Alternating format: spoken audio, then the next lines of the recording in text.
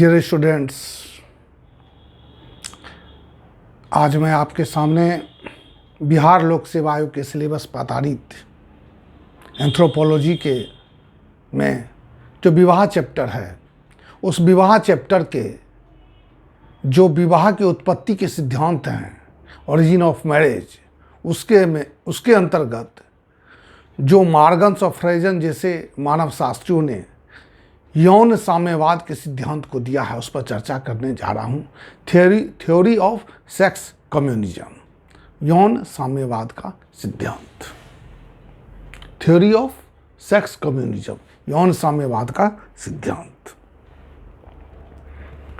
तो स्टूडेंट्स, विषय वस्तु की ओर चलते हैं कि मार्गन तथा फ्रेजर जैसे मानव शास्त्रियों ने विवाह के उत्पत्ति के संबंध में जो अपने विचार प्रस्तुत किए हैं, वह यौन साम्यवाद के सिद्धांत का परिचायक है। मार्गन जैसे मानव शास्त्रियों ने का मानना है कि प्रारंभिक काल में विवाह अथवा परिवार नामक जैसी कोई भी संस्था नहीं थी, अस्तित्व में नहीं था, बल्कि स्त्री तथा पुरुष स्वतंत्र रूप से यौन संबंध स्थापित करते थे, अथवा एक समूह के सभी पुरुष दूसरे समूह के सभी स्त्रियों से यौन संबंध स्थापित करने के लिए स्वतंत्र होते थे।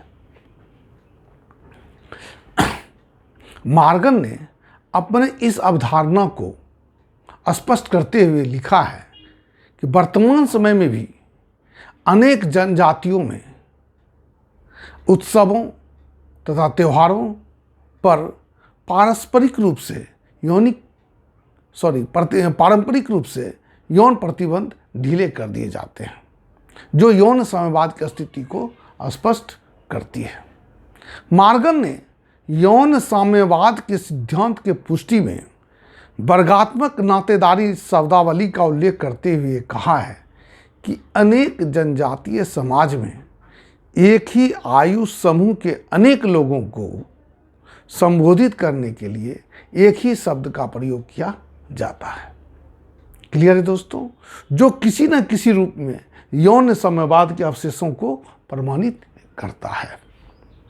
इस प्रकार से मार्गन ने जनजातीय समाज में पाए जाने वाले अनेक उत्सवों तथा त्योहारों के आधार पर यौन साम्यवाद को प्रमाणित करने का प्रयास किया है।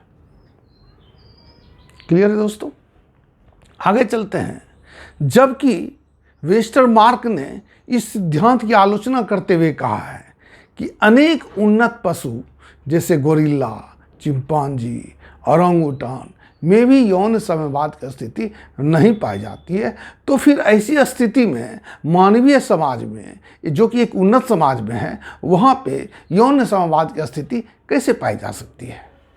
सिर्फ जनजातीय समाज में अनेक उत्सवों तथा त्योहारों के आधार पर या अवसर पर यौन संबंध स्थापित करने की स्वतंत्रता मात्र एक प्रकार का परंपरागत और प्रथागत स्वतंत्रता है, जो कि यौन साम्यवाद की स्थिति को प्रमाणित नहीं करती है। क्लियर है दोस्तों?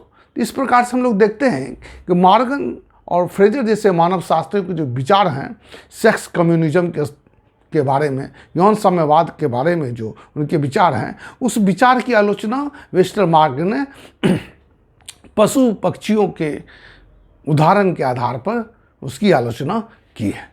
तो इस क्लास में जो है यौन साम्यवाद की जो स्थिति है, सिद्धांत है, इस क्लास में इतना ही है दोस्तों।